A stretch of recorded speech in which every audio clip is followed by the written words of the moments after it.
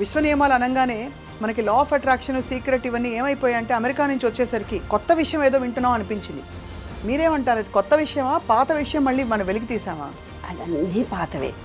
ఏంటంటే మన దగ్గర ఉండే భాండాగారాన్ని, జ్ఞానాన్ని అమెరికా వాళ్ళు మన మీద పర్యటన చేసినప్పుడు మన సబ్జెక్టుని తీసుకెళ్ళిపోయారు వాళ్ళు.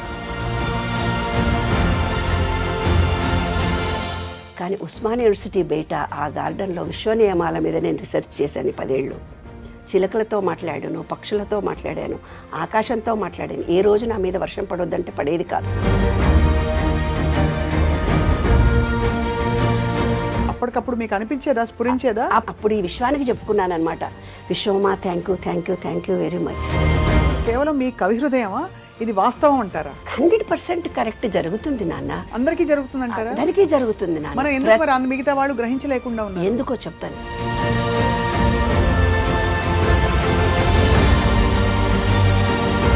ఇలాగే మీరు విశ్వ నియమాలు తెలుసుకున్న క్రమంలో మీరు ఎప్పుడైనా మీకోసం ఏమన్నా కోరుకున్నారా? అమ్మో, సీక్రెట్గా చెప్పేస్తే మా ఇంటికి రేపొద్దున అందరు దొంగలకు చెప్తారే బాబు. అంతే. ఇది అందరికీ వర్తిస్తుందా? కేవలం ఒక ధర్మం, ఒక ప్రాంతం వారికి మాత్రమేనా? క్రిస్టియన్స్ అయినా, ముస్లిమ్స్ అయినా, చర్చికి వెళ్ళే వాళ్ళైనా, కుల మతాలకు అతీతంగా అసలు చిన్న పెద్ద, స్త్రీ పురుష ఏ సంబంధం లేదు.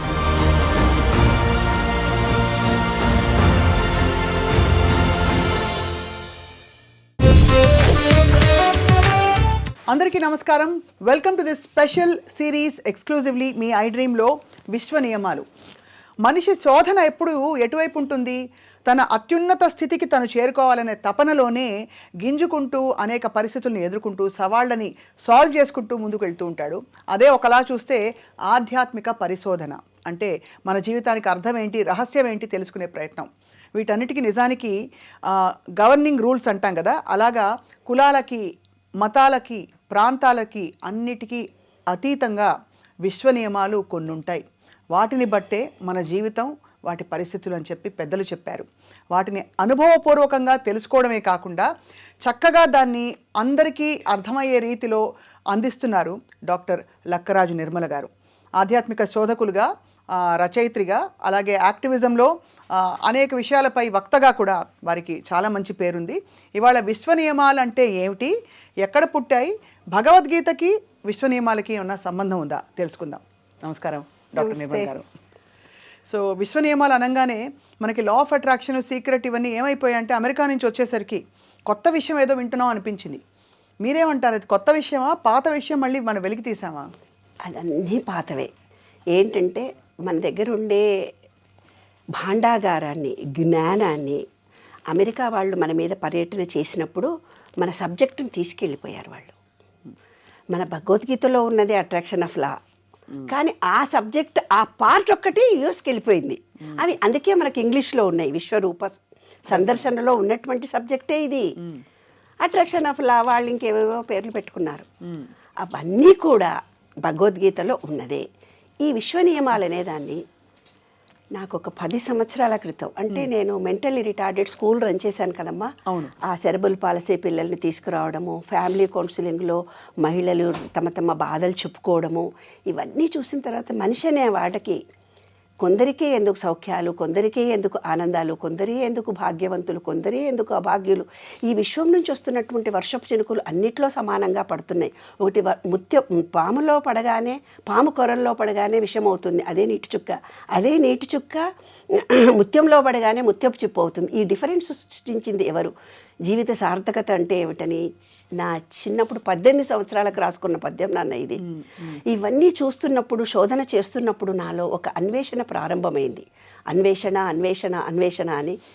అందరూ పుట్టేది ఈ భూమిపైన, అందరూ గిట్టేది ఈ ధరణిపై, కొందరికే ఎందుకు సౌభాగ్యాలు, అందరూ అందుకోవాలి కదా. మనకు వివేకానందుడు కానీ మిగతా వాళ్ళందరూ, అందరిలో ఒకే శక్తి ఉంది అని ఎన్నో చదివాము, ఎన్నో విన్నాము. కాబట్టి నేను ఇప్పుడున్న విపాసన కోర్సులు, అన్ని కోర్సులు చేశాను, భగవద్గీతలు కూడా చదువుకున్నాను. చదువుకున్న తర్వాత కరోనాకి ముందు, కొంచెం కరోనాకి ముందు బాధ్యతలన్నీ అయిపోయిన తర్వాత మా పాప ఒక్కదానివే ఎలా ఉంటాం మమ్మీ, స్కూల్ తీసేశాను నేను. స్కూల్ కూడా మేము చాలా ఇబ్బందులు పడ్డాము. స్కూల్ కూడా మెంటల్లీ రిటార్డెడ్ స్కూల్ చేయడం అంటే ఒక ట్రెడిషనల్ ఫ్యామిలీలో చాలా కష్టం. ఉద్యోగం రిజైన్ చేశానని మా అమ్మ నాన్న నా మొహం చూడలేదు. మెంటల్లీ రిటార్డెడ్, స్కూల్ రన్ చేస్తున్నానంటే ఇంకా అసలు చుట్టాలకి మాకు రిలేషన్షిప్పే లేదు. అట్లా ఎన్నో ఒడిదుడుకులను ఎదుర్కొన్న తర్వాత ఒక్కదాన్నే ఉంటే మా అమ్మాయి అంది, నువ్వు వాకింగ్ వెళ్ళు మమ్మీ, నీలో సబ్జెక్ట్ ఉంది, నువ్వు అన్ని మీటింగ్స్కి వెళ్ళి నువ్వు మాట్లాడుతూ ఉండు అంది. సబ్జెక్టు చాలా ఉంది కానీ మాట్లాడడానికి బయటికి వెళ్ళాలంటే నన్ను ఎవరైనా తోడు తీసుకెళ్ళాలి అనే స్థితిలో ఉండేదాన్ని. లేదమ్మా నువ్వు ఒంటరిగా వెళ్ళు, క్యాబ్ బుక్ చేసుకొని వెళ్ళు. అలా మా అమ్మాయిలు నాకు ఎంకరేజ్మెంట్ చేసి వాకింగ్ షూస్ కొనిచ్చి, నువ్వు వాకింగ్ వెళ్ళు, ఇంట్లో ఉంటే బాగుండదు, నీకు ఆ బొక్కలన్నీ అరిగిపోయినాయని డాక్టర్ చెప్తున్నాడు కదా, నువ్వు అనేబుల్ టు వాక్ కదా, నువ్వు కారులో గేర్లెస్ కారు కూడా కొనిచ్చారు నాకు. కారు డ్రైవింగ్ నేర్చుకోవడం 55 ఏళ్ళకి నేర్చుకున్నాను. నాకు తెలియదు. డ్రైవర్లు అనేవాళ్ళు, మేడంకి అయితే రామ్ సార్, ఆమె ఎక్కడెక్కడ పోదామంటుంది, ఇక్కడ పోదామంటుంది, ఆఫీస్ కంటే పోయి వస్తాం కానీ అని. అలా అన్నప్పుడు కారు డ్రైవింగ్ కూడా నేను 15 రోజుల్లో నేర్చుకున్నాను. నేర్చుకొని మళ్ళీ నేనే మహిళా దినోత్సవం జరుగుతుంది నాన్న, జయసుధన్ మీటింగ్కు పిలిచాను చీఫ్ గెస్ట్గా, ఎమ్మెల్యేగా ఉండే అప్పుడు. పిలిస్తే డ్రైవర్ అన్న మా ఆయన అన్నాడు, నాకు ఇంపార్టెంట్ మీటింగ్, నేను ఎన్ఐఎంకి వెళ్తున్నాను అన్నాడు. డ్రైవర్ అన్నాడు, సార్ మేడంకి అయితే కాదు, మహిళా దినోత్సవంలో పెద్ద స్పీచ్ ఇస్తూ నేను చెప్పాను, నేను నేను ఇంత మహిళని ఇంత గొప్ప అంత గొప్ప అని మీకు స్పీచ్ ఇస్తున్నా, ఐఆమ్ వేస్ట్ క్యాండిడేట్, మా ఆయన పర్మిషన్, డ్రైవర్ పర్మిషన్ వస్తే నేను మీటింగ్కి వెళ్ళాలి. గవర్నర్ ఆఫీస్లో నాకు ఇవాళ స్పెషల్ మీటింగ్ ఉండింది, అక్కడ నేను స్పీచ్ ఇవ్వాలి కానీ పోలేదు. ఇప్పటి నుంచి నేను చెప్తున్నాను నేనే డ్రైవింగ్ నేర్చుకుంటాను అని అన్నాను. ఒక 15 డేస్లో నేర్చుకున్నాను నాన్న. నేర్చుకున్న తర్వాత రెండో విషయం ఏంటంటే, వాకింగ్ వెళ్ళు మమ్మీ అన్నారు మా పిల్లలు అని షూస్ కొనిచ్చి తెచ్చిచ్చింది. యూఎస్ నుంచి వచ్చి పెద్ద పాప. మెల్లిగా కార్ డ్రైవ్ చేసుకుంటూ పొద్దున 5:30కి పోవడం మొదలుపెట్టాను ఉస్మానియా యూనివర్సిటీకి. మంచిగా రష్ ఉండదు, చక్కగా ఉంటుంది. మంచిగా 4:30కి వెళ్ళేదాన్ని ఫస్ట్ స్టార్టింగ్లో. అలా ఉస్మానియా యూనివర్సిటీలో నాకు ఎంఎస్సీ ఫిజిక్స్ వస్తే మా వాళ్ళు నన్ను చదివించలేదు, ఇంకా చదువుకునే అవకాశాలు నాకు రాలేదు. కానీ ఉస్మానియా యూనివర్సిటీ బయట ఆ గార్డెన్లో విశ్వ నియమాల మీద నేను రీసెర్చ్ చేశాను 10 ఏళ్ళు. చిలకలతో మాట్లాడాను, పక్షులతో మాట్లాడాను, ఆకాశంతో మాట్లాడాను. ఏ రోజు నా మీద వర్షం పడొద్దంటే పడేది కాదు, పడదు. అక్కడ వాకింగ్లో 200 కిలోమీటర్ల 200 ఎకరాల్లో ఒక అడవి చేశారు. నేనేమో ల్యాండ్స్కేప్ గార్డెన్ చుట్టూ తిరిగేదాన్ని, లోపలికి వెళ్ళేదాన్ని కాదు. అక్కడ గార్డెన్ వాళ్ళందరూ ఏమన్నారంటే, మేడం చాలా బాగుంటుంది, మీరు లోపలికి కూడా వెళ్ళొచ్చు అని. అమ్మో నేను రాను బాబు, అక్కడ గాజులు గిన వేసుకుంటాను, లోపలికి రాను అన్నాను. ఏం కాదు మేడం, సెక్యూరిటీ అటు ఇటు 3 వైపుల 3 సెక్యూరిటీ పోలీసులు ఉంటారు. ఒక ఊరి కుక్క రావడం మొదలుపెట్టాడు నా వెనక, రోజు వచ్చేవాడు. వాడికి ఇంజక్షన్లు తీయరు, వాడేమో మీద పడి ప్రేమిస్తున్నాడు, నన్ను మీద పడి ముద్దు పెట్టు. మామూలుగా కుక్కలు చాలా వెంటబడతాయి కానీ కొంచెం దూరం వచ్చి వాసన చూసి ముద్దు పెట్టుకోనో నా చుట్టూ తిరిగో వెళ్ళిపోతాయి. కానీ వీడు అలా కాదు. నేను ఏ టైంలో 2 గంటలకు వెళ్ళినా వస్తాడు, 6 గంటలకు వెళ్ళినా వెళ్తాడు, 4 గంటలకు వెళ్ళినా వస్తాడు. హారన్ కొట్టగానే బయటకు వచ్చేస్తాడు. నేను కూర్చుంటాడు. 5 కిలోమీటర్లు వెళ్ళినా, 6 కిలోమీటర్లు వెళ్ళినా, 10 కిలోమీటర్లు వెళ్ళినా నాతో తిరుగుతాడు వాడు. అలా తిరుగుతూ నాతో వస్తున్నప్పుడు నేను కారులో కూర్చున్నాక నేను వెనక్కి చూస్తే ఏడుస్తూ ఉంటాడు. అలా నా వెంట రోజూ పడుతున్నాడు. నేను అనుకున్నాను సెక్యూరిటీ బాగా కొట్టించాను వాడిని, బెదిరించి పంపించేసే, నాన్న నాకు కుక్కల మీద పడితే టీటీ ఇంజక్షన్ తీసుకోకపోతే నాకేమన్నా జబ్బు వస్తుంది. వాడు కొట్టిస్తే వాడు నాకంటే ముందే ఇంటెలిజెంట్, నాకంటే ముందే నేను పోయే దారిలో అక్కడ నిలబడి మళ్ళీ నాతో వచ్చేవాడు. అదొక విచిత్రమైన అనుభూతి. ఫోటోలు వీడియోలు ఉన్నాయి. మా ఫ్రెండ్స్ చాలా, మా అమ్మాయిలు ఏమన్నా, నీకు ప్రియుడు మమ్మీ, పూర్వజన్మలో వాడు నిన్ను వదిలేడు అని అన్నారు. ఈ వాకర్స్ అందరు అన్నారు, మేడం మీరు ఆ రోజు విషయంలో ఒక మాట అన్నాను గుర్తుందా, నేను ఒంటరిగా రాలేను, నేను ఒక్కదాన్ని వస్తానని, నీకు తోడుగా పంపించాడని. వాడిని కాలభైరవా అని పొద్దుగా పేరు పిలుచుకుంటానన్న. ఏ టైంలో నేను హారన్ కొట్టినా వస్తాడు. నేను 2 నెలలు, ఒక 10 రోజులు మా అమ్మాయి వాళ్ళ ఇంట్లో ఉండి నేను వెళ్ళకపోతే కన్నీళ్లు పెట్టుకొని ఏడ్చి మారాన్ చేస్తాడు. నేను కారులో వెళ్ళిన తర్వాత కళ్ళ నీళ్ళు పెట్టుకొని అలా నేను కారులో నుంచి చూస్తుంటే కనిపిస్తాడు అలా ఏడుపు. మీరు అప్పటికప్పుడు మీకు అనిపించేదా, స్ఫురించేదా? అప్పుడు నుంచి కాలభైరవ అని అప్పుడు ఈ విశ్వానికి చెప్పుకున్నాను అనమాట. విశ్వమా థ్యాంక్ యూ వెరీ మచ్, ఎంత గొప్ప మనిషి. మా ఆయన అంటాడు, వర్షాకాలంలో ఎందుకేని వెళ్తున్నావు, వర్షంలో తడిసిపోయి వస్తావు, అందరూ ఇండ్లలో ఉంటే నువ్వు ఎందుకు వెళ్ళావు. నేను పడొద్దనుకున్నా పడలేదండి. నేను 15 ఏళ్ల నుంచి వాకింగ్ వెళ్తున్నా, ఒక్కరోజు వర్షం పడదండి. రీసెంట్గా ఒక 2 months క్రితం యూఎస్ నుంచి వచ్చినాక నా కాళ్ళు నొప్పులే, అనేబుల్ టు వాక్. అయితే నాకు ఎవరైనా తోడుంటే వెళ్తే బాగుండంటే మా ఆయన ఏమండి కొంచెం నాకు ఉందండి, వస్తానులే అని ఏదో నా మీద దయ తెలిసి ఆయన వచ్చి ఇద్దరం వాకింగ్ వెళ్తున్నాం. వర్షం పడుతుంది వర్షం పడితే తడిసిపోతే దబదబ నడువు అంటున్నాడు. అరే వర్షం పడదని నేను చెప్తుంటే మీరు పడుతుంది అంటారేంటి? మేము కారులో కూర్చున్నాక పడ్డది. అలా యూఎస్ వెళ్ళేటప్పుడు కూడా చాలా ఎండగా ఉంది. చిన్నజీయర్ స్వామిది ఒకటి ఆంజనేయ స్వామి కట్టారు కదా, అక్కడికి మా బావగారి పిల్లలు మమ్మల్ని తీసుకొని పోతే చాలా ఎండగా ఉంది. మా వారు మా ఇద్దరు కలిసి జోక్ చేసి మీరు విశ్వంతో మాట్లాడతారు కదా, మాట్లాడి ఎండ రాకుండా చూడండి అని. అనంత విశ్వమా, కొంచెం మబ్బులు రావాలి, ఒక్క 10 నిమిషాలు మాకు ప్లీజ్ అని అన్నాను నాన్న. అనేసరికి 10 నిమిషాల్లో మబ్బులు వచ్చేసాయి. యూఎస్ వెళ్ళిన తర్వాత యూఎస్లో వాక్ చేస్తున్నాను. అలాంటి అనుభవాలు కోట్లు ఉన్నాయి నా దగ్గర ఇక్కడ చెప్పడానికి. అంటే ఏదంటే జరుగుతుంది నాన్న. సో ఇది ఈ కాలభైరవ సంఘటన నుంచి మొదలైందా మీకు? అంతఃపురం 10 ఏళ్ల నుంచి నాకు వర్షం పడదని నేను చెప్పాను కదా. చిలుకలతో మాట్లాడతాను, పక్షులతో మాట్లాడతాను, ఆకులతో మాట్లాడతాను, ప్రతి జీవితో నేను మమేకమైపోతాను. అది కూడా అంటే స్పందిస్తున్నట్టు మాట్లాడుతున్నట్టు మీకు స్ఫురణ కలిగి మాట్లాడుతుంది. ఒక వృక్షాలతో మనం మాట్లాడుతున్నప్పుడు నాన్న ఒక చల్లగాలి వచ్చి కౌగిలించుకుంటుంది. అసలు మన హృదయంలో ఆ లేత కిరణాలు, నిన్నెవరో కేసు వచ్చారో చూడమని అక్కడ కూర్చోగానే ఆ అమ్మాయితో నేను మాట్లాడుతుంటే మా ఇంటి చుట్టూ ఇట్లా తొట్లల్లో ఉన్న చెట్లన్నీ ఇలా కదిలిపోతున్నాయి. నా హృదయం పులకరించిపోయింది. అలా చెట్లు కౌగిలించుకుంటాయి, నన్ను ముద్దు పెట్టుకుంటాయి, మళ్ళీ నాతో మాట్లాడతాయి. అయితే యూఎస్ వెళ్ళిన తర్వాత నాకు గ్రీనరీ బాగా ఎక్కువ ఇష్టం కదా, ఐ లవ్ గ్రీనరీ. అయితే నాకు చేత కాకపోయి బెడ్ మీద ఉన్నా సరే కారులో వెళ్ళి కాసేపు కూర్చొని వచ్చేది అలవాటు అయిపోయింది నాకు. అలా 4:30, 5:30, 6:30, 7:30 కంపల్సరీ వెళ్ళాలి. మరీ చలికాలం మంచు పడుతున్న టైంలో నా బాడీ రెసిస్టెంట్ చేయదు కాబట్టి ఈవినింగ్ వెళ్తాను. ఈవినింగ్ కనీసం కూర్చొని వస్తాను. అప్పుడు యూఎస్ వెళ్ళేటప్పుడు ఏం జరిగింది, యూఎస్ వెళ్ళిన తర్వాత కాలులో తిరుగుతుంటే మా అల్లుడు వచ్చి, ఆంటీ అది ఏంటనుకున్నారు, మెయిన్ రోడ్డు, ఇదేమి ఇండియా అనుకున్నారా, మెయిన్ రోడ్డు 110 స్పీడ్లో పోతుంటుంది, అది వాకింగ్ ప్లేస్ కాదు, కాలనీలోనే మీరు తిరగాలి అన్నాడు. అబ్బా, ఇంత మంచి గ్రీనరీలో నేను తిరగాలి అనుకున్నానన్నాను. అంతే. ఆ 2వ రోజు నేను వాకింగ్ వెళ్తే ఒక బోర్డు పెట్టారు, ఇది రోడ్డు రిపేర్లు ఉంది, వాకింగ్ చేసుకోవచ్చు. అందరూ ట్రెమెండస్గా ఆశ్చర్యపోయారు. అదేంటమ్మా అంటే అవునండి అని. అలా యద్భావం తద్భవతి. అలా అయిన తర్వాత ఏమైంది, అలా వాకింగ్ వెళ్ళిపోయిన తర్వాత ఉస్మానియా యూనివర్సిటీలో అయితే 2 కిలోమీటర్లు నడిచి నేను కూర్చుంటానే, ఇక్కడ కూర్చోవడానికి నాకేం లేదు, రేపటి నుంచి రాను విశ్వమా అనుకొని వచ్చేసాను. నెక్స్ట్ డే సోఫాలు వేశారు, కుర్చీలు వేశారు నా గురించి. ఎంత ఆశ్చర్యం. అసలు ఆ సోఫాలు, ఇరిగిపోయిన సోఫాలన్నీ పడేసి దాంట్లో ఒక కుర్చీ చాలా బాగుంది. నా పుస్తకంలో నేను ఆ కుర్చీని కూడా నేను విజన్లో చూపిస్తాను, ఆ కుర్చీని కూడా. అయితే ఆ కుర్చీలో నేను కూర్చొని రోజు వాకింగ్ చేసి వచ్చేసేదాన్ని అనమాట. ఇదిగో ఈ కుర్చీ. అబ్బా, అద్భుతం. ఆ కుక్క వీడియోలు కూడా నా దాంట్లో చాలా ఉన్నాయి. మా ఫ్రెండ్స్ చాలామంది నాతో వచ్చేసి టెస్ట్ చేసేవాళ్ళు అనమాట. ఇట్లా కుర్చీ ఉంది చూసారా? చూశాను. అట్లా ఆ కుర్చీ. అయితే రిటర్న్ జర్నీ వచ్చేటప్పుడు మళ్ళీ ఇంకా రేపు వెళ్ళిపోతున్నాను, ఇవాళే లాస్ట్ అంటున్నా, ఒక చెత్తబుట్టవాడు వచ్చి ట్రాక్ చేసుకొని ఆ కుర్చీ నా కళ్ళ ముందే తీసుకొని వెళ్ళిపోయాడు. అయ్యో విశ్వమా, నీకు నాకు ఎంత అనుబంధము, నన్ను చెట్టు కింద కూర్చొని తాంబూలాలు ఇచ్చి ఆశీర్వదించావే, చెట్లన్నీ ఆకులన్నీ ఎర్రగా మారిపోయి, ఆకుపచ్చగా మారిపోయి, పసుపచ్చగా మారిపోయి, బుగ్గల కన్నీళ్లు కారుస్తూ, ఎర్రటి కన్నీళ్లు కారుస్తూ ఎర్రగా మారి, ఎల్లోగా మారి, ఎండుటాకులే నా కాళ్లకు పాదాభివందనం చేస్తున్నారా? రేపటి నుంచి సీజన్ కూడా మారిపోతుందట కదా, కన్నీళ్లతో ఏడ్చి గడ్డగట్టుకుపోతుందట కదా, ఆ కాలనీలో ఎవరు బయటికి రారట కదా, నా కోసం మీరు ఏడవకండి, మీకు నాకు ఉండే అనుబంధం గొప్పదని ఒక మంచి కవిత రాసుకున్నాను దాంట్లో. ఇది కేవలం ఈ స్ఫురణంతా డాక్టర్ నిర్మల గారు, ఇది కేవలం మీ కవి హృదయమా, ఇది వాస్తవం అంటారా? 100% కరెక్ట్ జరుగుతుంది నాన్న.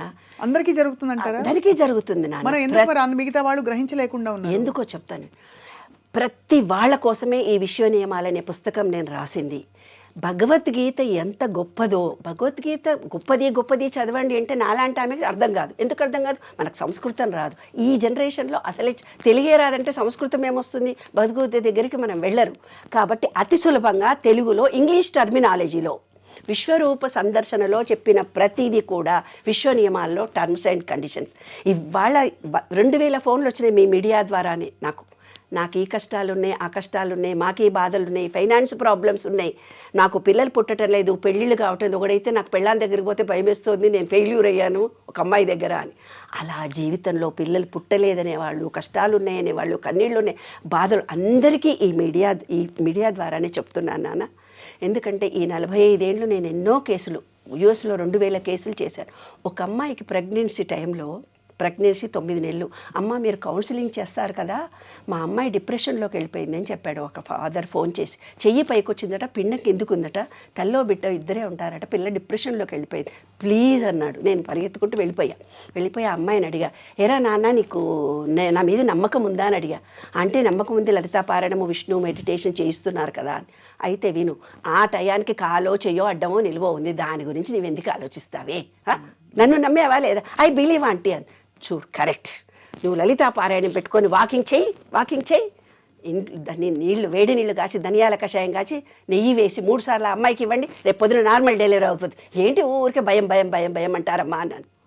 అంతే, నార్మల్ డెలివరీ అయింది. కాలనీ వాళ్ళు వచ్చి నా కాళ్ళు మొక్కుతున్నాను, నువ్వేం చేసావా అంటే ఏం చేయలేదు.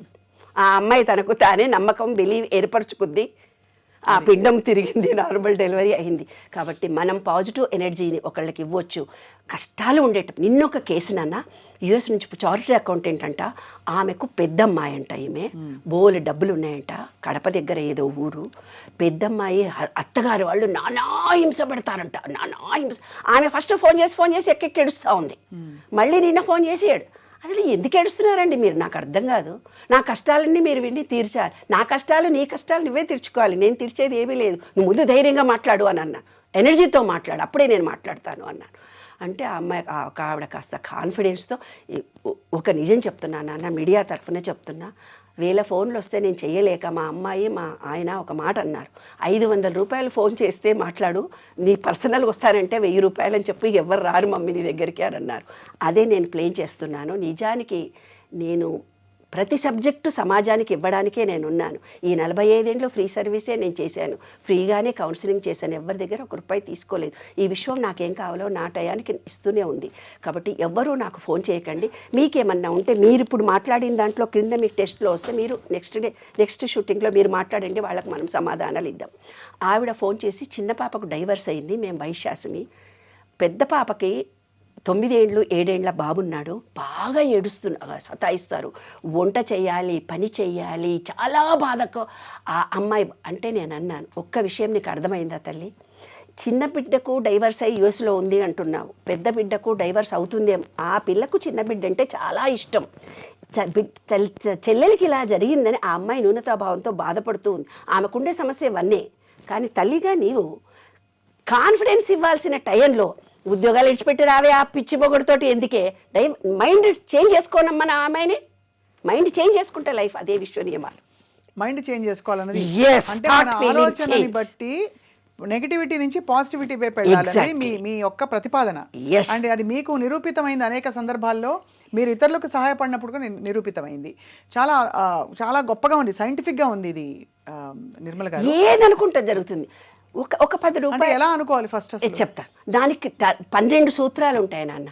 12 సూత్రాల్లో మొట్టమొదటిది, ఈ విశ్వం అనేది అంటే ఏమిటి అనుకుంటే అన్ని ఇంగ్లీష్ టర్మినాలజీ ఉంది. నేను కూడా ఖచ్చితంగా ఆ వాటిని కరెక్ట్గా పలకలేకపోవచ్చు, కానీ నేను ఒక్కొక్కటి చెప్తూ వస్తాను. పూర్తిగా కేవలం ఒక్కొక్క నియమం తాలూకు ఇంట్రొడక్షన్ చెప్దాం. రాబోయే ఎపిసోడ్స్ లో మనం దాన్ని విపులంగా డిస్కస్ చేద్దాం. ఏం లేదు, ఈ విశ్వము అంటే పంచభూతాలతో నిర్మితమైందని భగవద్గీతలో చెప్పింది, నేనేం స్వయంగా చెప్పట్లేదు. మన శరీరంలో పంచభూతాలు నాడులు అని. ఆ కాలంలో సంస్కృతం టెర్మినాలజీలో మూలాధారము, స్వాదిష్టము, మణిపూరకము, విక్రము అని పేర్లు పెట్టారు. అప్పుడు మీరు సెల్ ఫోన్లో ఐఫై, నెట్ ఏవేవో చెప్తుంటారు, డెస్క్ అంటుంటారు, ఏవో పేర్లు చెప్తారు కదా. ఆ కాలంలో సంస్కృతం పేర్లు ఇవి, ఈ కాలంలో మీ ఇంగ్లీష్ పేర్లు ఇవి, అంతే తేడా. టర్మినాలజీ ఏం తయారైందో, విశ్వము అంటే ఏంది, విష్ణు సహస్రనామాల్లో విష్ణు సృష్టికారో భూత భవ్య భవత్ప్రభు భూతాత్మ భూత భావన భూతాత్మ పరమాత్మ చ ముక్తానాం పరమాంగతి అంటే విశ్వం మొత్తం వ్యాపించి ఉన్నాడు, ఆయననే నారాయణుడు.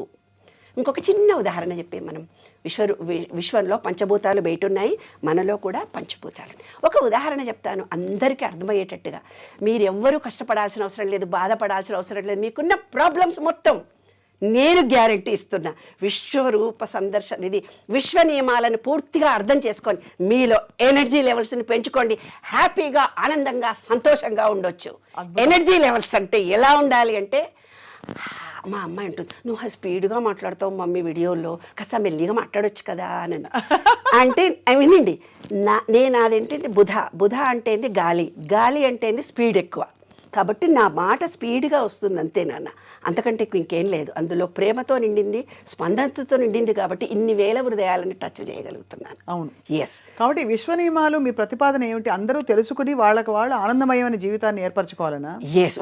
ఎందుకంటే అన్నీ మనకి ఇప్పుడు భగవంతుడే సాక్షాత్కరిస్తే విశ్వ నియమాల పూర్తిగా ఆకలింపు చేసుకోవడం అంటే భగవద్ దర్శనమే కదా ఇంచుమించది. అలాంటి దర్శనం జరిగాక ఇంకేది కోరేది, ఇంకా ఏది అడిగేది అనిపిస్తుంది. బూడిది ఇచ్చేవాడిని అంటే అంత మాయా మోహము. మనమే ఆ ఫ్రీక్వెన్సీలోకి వెళ్ళామని తెలుసుకున్నాక ఇంకేం అడుగుతాం అల్పంగా, నాకు ఇది ఇవ్వు, చాక్లెట్ ఇవ్వు, బిస్కెట్ ఇవ్వు, కొత్త డ్రెస్ ఇవ్వు, లేకపోతే నన్ను ఫలానా వాళ్ళు మెచ్చుకోవాలి, ఇవన్నీ అడగం కదా. అసలు అడగక్కర్లేదు నాన్న. మీకు మీరే స్వయంగా అతి సరళమైన భాషలో అనుభవాలను జోడించి ఎనర్జీ లెవెల్స్, థాట్, ఫీలింగ్ ఎలా చేంజ్ చేసుకోవాలో చెప్తాను. శివుడి పూజారులు ఎలాగుంటారు మీరు చెప్పున్నాను. శివాలయంలో పూజారులు ఎలాగుంటారు? బొద్దుగా ముద్దుగా లావుగా ఉంటారు. మీరు బాగా గమనించుకోండి. అవును, అవునా? శివాలయంలో ప్రతి వాళ్ళు వీడియో చూస్తున్న వాళ్ళందరూ కూడా చూడండి. శివుని పూజ చేసేవాళ్ళు బొద్దుగా ముద్దుగా పొట్టిగా ఉంటారు, వినాయకుడు రూపంలో ఉంటారు. అవునా లేదా? కొంచెం పొట్టెత్తుగా అలా ఉంటారు. అదే లక్ష్మీనారాయణుడి గుడిలో పూజలు చేసేవాళ్ళు సన్నగా పొడుగ్గా ఉంటారు. ఇదొకటి మనకు చాలు. ఎందుకు అనంటే ఈ శివలింగంలో ఉండేది బ్రహ్మ, విష్ణు, మహేశ్వరులు. ఈ విశ్వం మొత్తం వ్యాపించి ఉండేది లక్ష్మీనారాయణుడు. అమ్మవారి స్వరూపం ఒకటి ఉంది. అయితే ఈ ప్రకృతి మొత్తం స్త్రీ పురుష లక్షణాలకు జోడించి ఉంది. అదే అర్ధనారీశ్వర తత్వం. అర్ధనారీశ్వరుని సూచించడంలో ఈ ప్రకృతి మొత్తం స్త్రీ పురుష లక్షణాలు కలిసి ఉన్నాయి. అదే విశ్వరూప సందర్శనలో ఒకటి. లాస్ట్ది ఇది, స్త్రీలింగము పురుషలింగము కలిసి ఉండడము అనేది. ఫస్ట్ది ఏంటి? ఫస్ట్ది ఒక్కటే కొంచెం ఇంట్రడక్షన్ ఇస్తాను ఇవాళ. ఎందుకంటే ఇది చాలా అర్థం కావాలి కదా, అర్థం కావాలి నాన్న ఇది. ఎందుకంటే అర్థం అవడం మాత్రమే కాదండి, ఇది ఎలా అర్థం చేసుకుని ఎలా పాటించాలి, దానికి మనం ఏ సాధన చేయాలి కూడా చాలా ఇంపార్టెంట్. ఎందుకంటే అది కేవలం ఇక్కడి నుంచి కాదు, ఇక్కడి నుంచి రావాలి మిషన్. ఎవరికి వాళ్ళు నేను తెలుసుకోవాలని ఇచ్చ కలగాలి. నేను చెప్పే మాటల్లో 10% వాళ్ళ బుర్రకెక్కించుకుంటారు. ఈ చెవుతో వింటారు, ఈ చెవుతో విడిచిపోతారు. హృదయంతో విన్నవాళ్ళు ఏం చేస్తారంటే ఆహా అని పెట్టుకుంటారు కొంచెం సేపు. తర్వాత హృదయము మనస్సు లగ్నం చేసుకొని విన్నవాళ్ళు సబ్కాన్షియస్నెస్లో థాట్ ఫీలింగ్ను చేంజ్ చేసుకోగలుగుతారు. కాబట్టి వినేవాళ్ళు 1కి 2 సార్లు ఈ వీడియోను వినాలి. ఒక్కసారి వినగానే విన్నట్టుగా అర్థమైనట్టుగా అనిపిస్తుంది. ఏదైనా నేను చెప్పబోయే సబ్జెక్టు కూడా అంతేనన్న, ఒక్కసారి వినగానే తెలిసినట్టు అనిపిస్తుంది. కానీ మళ్ళీ వాళ్ళ హృదయానికి పూర్తిగా చెయ్యాలి. నా జీవితంలో సంతోషంగా ఉండాలి, నా జీవితంలో ఉద్యోగం కావాలి, నా జీవితంలో మంచి భర్త రావాలి, నాకు మంచి పిల్లలు కావాలి, నాకున్న ఫైనాన్షియల్ డీలింగ్స్ అన్నీ పోవాలి, నా జన్మ సార్థకత నేను సంపాదించుకోవాలి, ఈ విశ్వంలో ఉన్నటువంటి దాంట్లో నేను ఒక ప్రత్యేకమైన వ్యక్తిగా నేను ఉండాలి అనుకునే ప్రతి ఒక్కళ్లకు పనికొచ్చే చాలా చాలా గొప్ప విషయాలు చెప్తాను. అందులో వన్నెస్ అంటే ఏమిటి? పంచభూతాలు బయట ఉన్నాయి, మనలో కూడా బయట ఒక ఎనర్జీ ఉంది, మనలో ఒక ఎనర్జీ ఉంది. ఆ రెండింటిని సింక్ చేసుకోవాలి.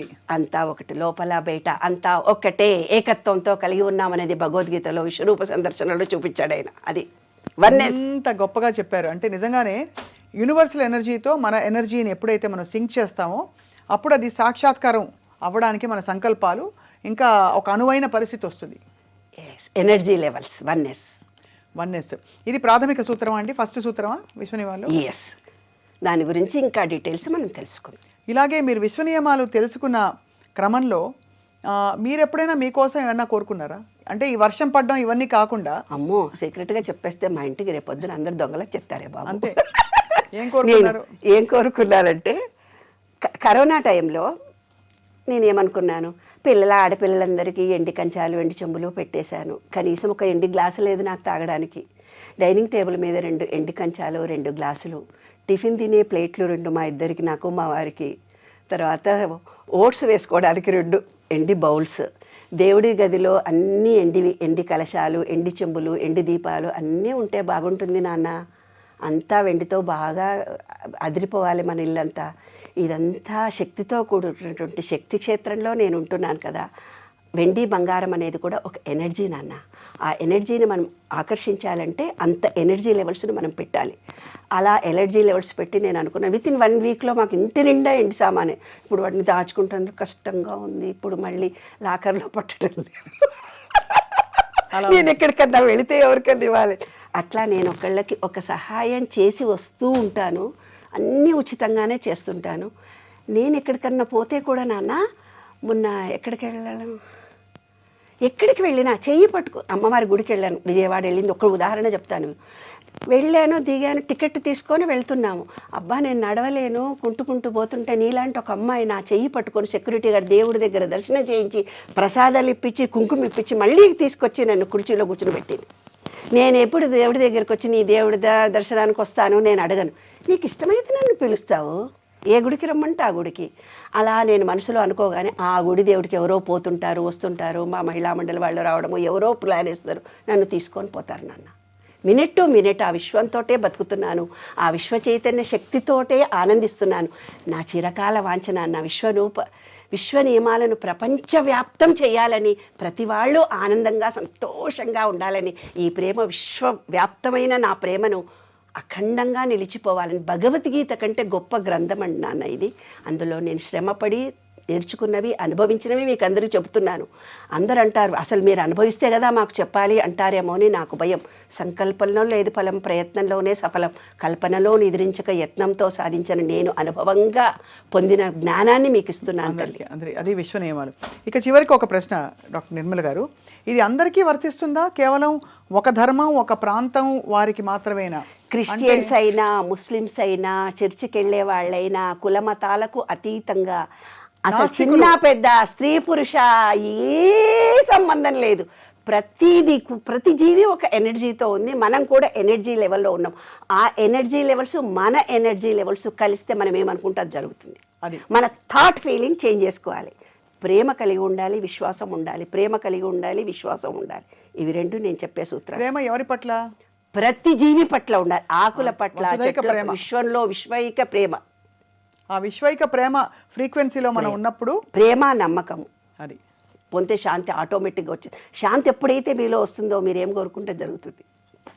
చాలా అద్భుతంగా ఉంది, నేర్చుకోవడానికి చాలా గొప్ప ఒక కొత్త అధ్యాయం ప్రతి వారి జీవితంలో మొదలు పెట్టడానికి ఒక అవకాశం ఇస్తున్నారు డాక్టర్ లక్కరాజు నిర్మల గారు. సో రాబోయే ఎపిసోడ్స్లో మనం ఒక్కొక్క నియమాన్ని పరిశీలించి విపులంగా అర్థం చెప్పి దాని పరమార్థం ఆంతర్యం, దాన్ని ఎలా పాటించాలి, ఎలా మనసు మైండ్ మార్చుకోవాలి అని, మైండ్ ఓవర్ ఎవ్రీథింగ్ ఎల్స్ అనే ఒక విషయాన్ని పరిశోధిద్దాం. ధన్యవాదాలు డాక్టర్ లక్కరాజు నిర్మల్ గారు, చాలా ధన్యులయ్యారు. Very much. ఓకే.